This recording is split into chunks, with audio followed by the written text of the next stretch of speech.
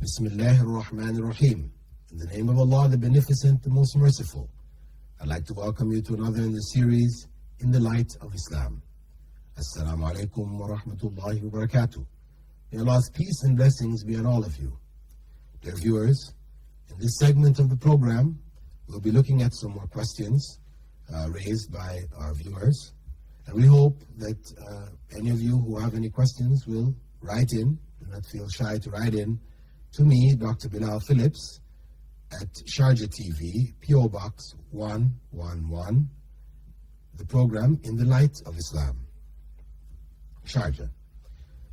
We have in this segment another question from Sarah Bernardis, who asked in a previous segment concerning Muslims visiting graveyards of non-Muslims. Sarah writes from Al-Ain, are we Muslims allowed to visit the graveyards of our immediate dead relatives who are non-Muslims? Muslims are not allowed to pray for non-Muslims. This is the rule of Islam. One who dies as a disbeliever, whose fate is hell, we cannot pray for because there's nothing we can do for them. We may feel sad that they died in this state, however, we're not allowed to pray for them. To visit the grave, this is permissible. Prophet Muhammad, may God's peace and blessing be upon him, was himself at first prohibited from visiting the grave of his own mother. However, Allah later permitted him to visit, and he instructed his followers that they were permitted to visit the graves. In fact, he encouraged them to visit the graves because, as he said, it will help to remind us of the next life, that our end is close, that we will end up as those that are in the graves. So we are recommended to visit the graves. However, as I said, praying for non-Muslims, disbelievers who died in a state of disbelief, is not permissible. Another question. What is the position of Islam regarding abortion, birth control pills, and other forms of contraception? With regards to abortion, Islam prohibits it. The taking of life is prohibited in Islam, unless the life of the mother is threatened. If there is a ectopic pregnancy where a woman, the pregnancy is developing in her fallopian tubes, in such a circumstance where her life is now threatened, abortion is permissible.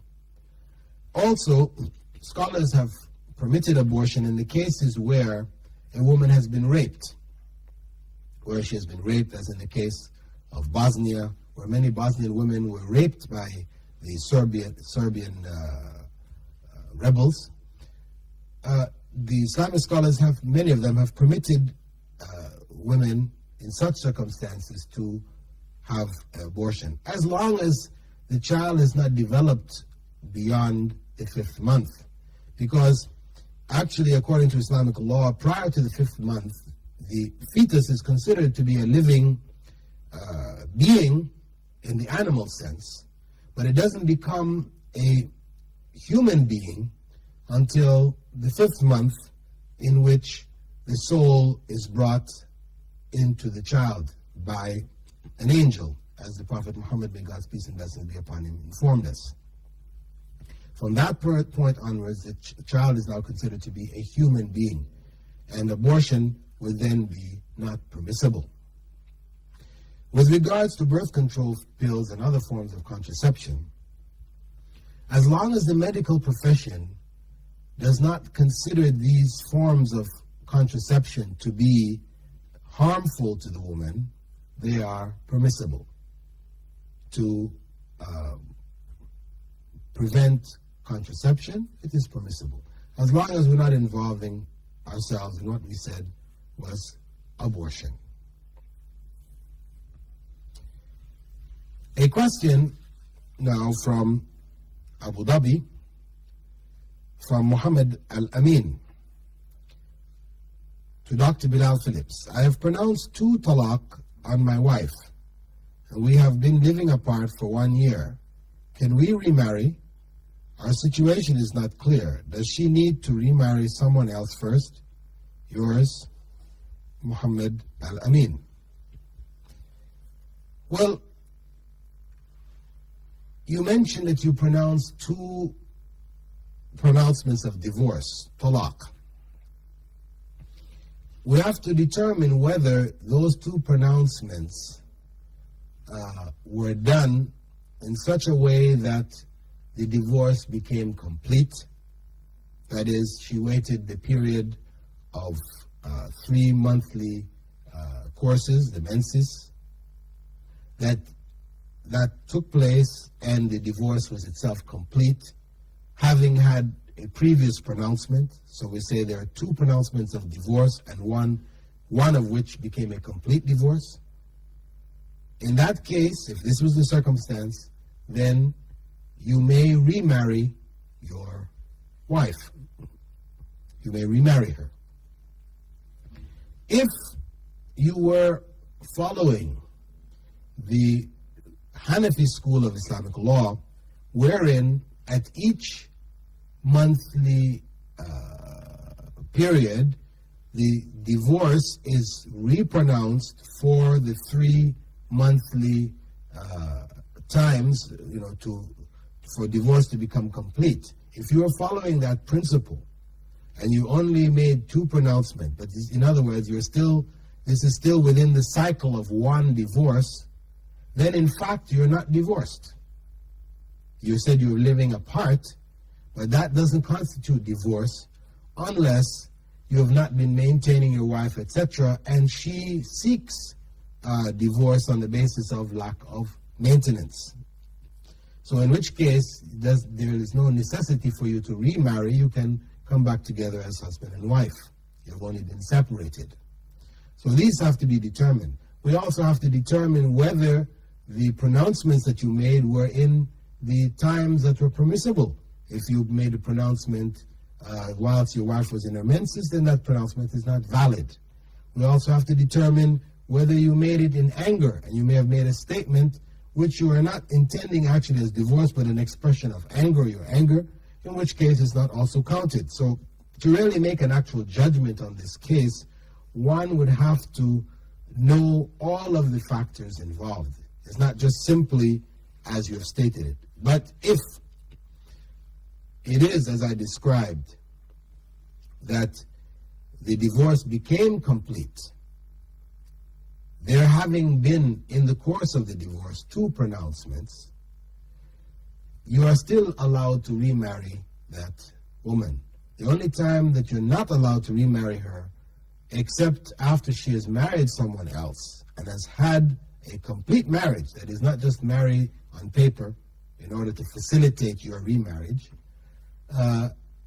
is when a woman has been divorced 3 times. The 3rd divorce puts her in that state of being not marriageable except and unless she marries someone else. A question from Dubai. A student in school, Hadi Imdad. Dear Dr. Bilal, Assalamu alaikum. The other day while I was reading the Holy Quran, it fell from my hands. People say that we have to give equal weight of wheat to any poor person if by chance the holy book falls. I shall be thankful to you if you would kindly let me know the actual religious rule regarding this. Thanking you, yours sincerely, Hadi Imdad. This has no basis in Islam. If the Quran falls from our hands accidentally, there is no atonement. This is no sin. This is an accident. There is no sin. I mean, what would be a sin would be for one to take the book and to throw it on the ground. That would be something sinful. But if it falls from our hands, there's nothing. You pick it up. Not even, as some people, when it falls, they pick it up, they feel they must kiss it. Some people put it on their heads and do a variety of other rituals. This has no basis in Islam. Prophet Muhammad, may God's peace and blessing be upon him, did not instruct us to do these things. and his companions did not do these things. These are not in accordance with the teachings of Islam, but would be considered to be innovations in the religion. Another question from Dubai. Sunita Advani writes, Dear Dr. Bilal, Assalamu alaikum. It is said that Allah had sent 124,000 prophets in the world before Prophet Muhammad, peace be upon him. So we Hindus believe that Rama, Krishna, etc. are the prophets that were sent by Allah.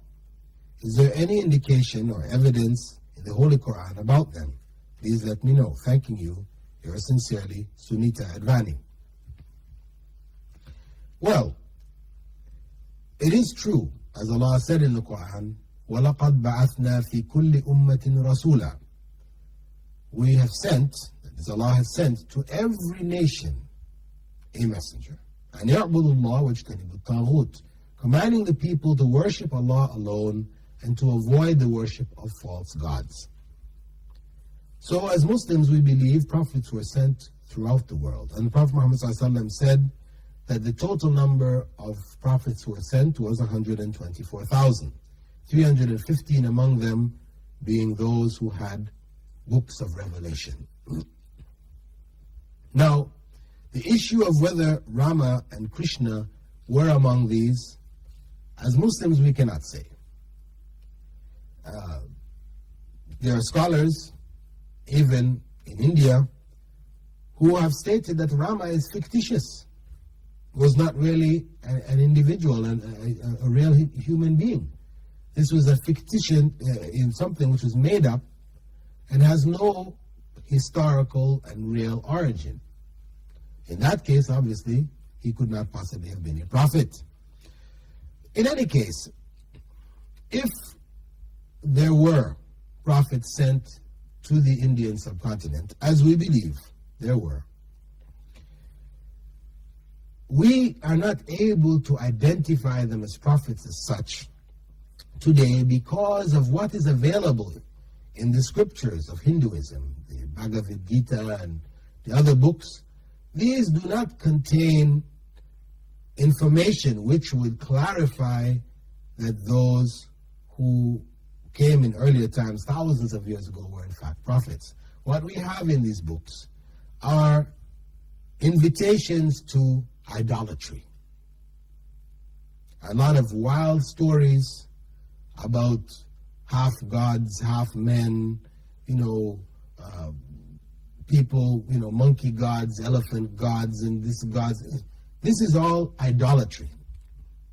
There is, of course, in the essence of Hinduism, a belief in one supreme being, which is basic to all religions, that originated with the teachings of the prophets, naturally.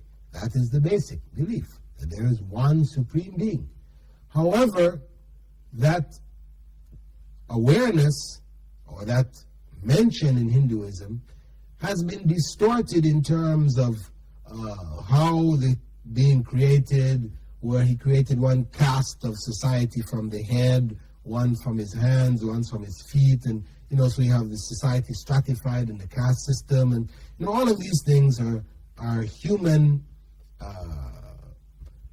devices which were used to subjugate people, to oppress people. They represent racialism, they represent discrimination, etc., which have nothing to do with the teachings of God as taught by his prophets.